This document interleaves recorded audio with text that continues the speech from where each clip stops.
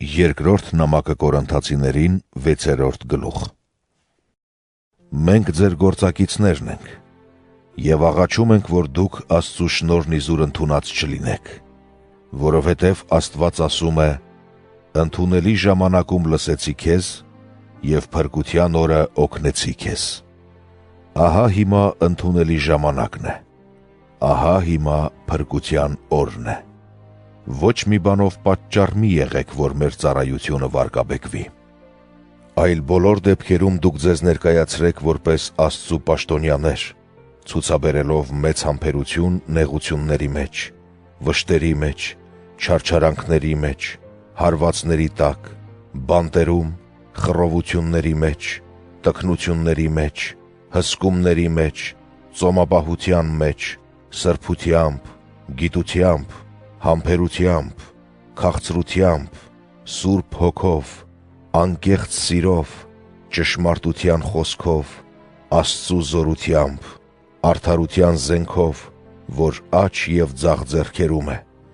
փառքով և անարգությամբ, գովասանքով և պարսավանքով, խաբեբա համարվողներ, բայց ճշմարտությունից չշեղվածներ,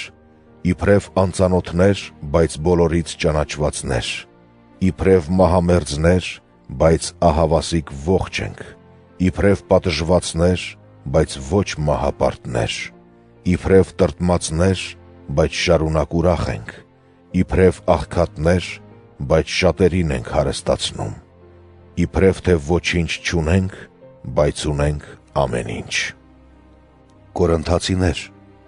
մեր բերանները բաց են ձեզ պատգամելու համար,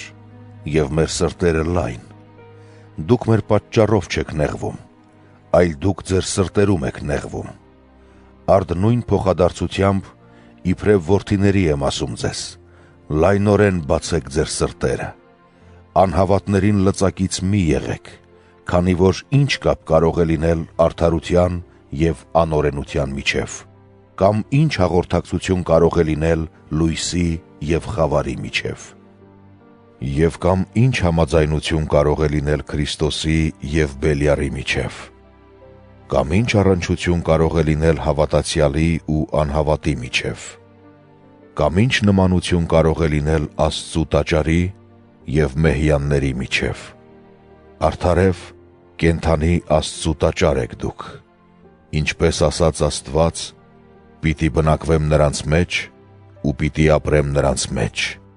պիտի լինեմ նրանց Աստվածը, և նրանք պիտի լինեն իմ ժողովուրդը»։ Հետևաբար դուրս եկեք նրանց միջից և հեռու մնացեք, ասում է Տերը։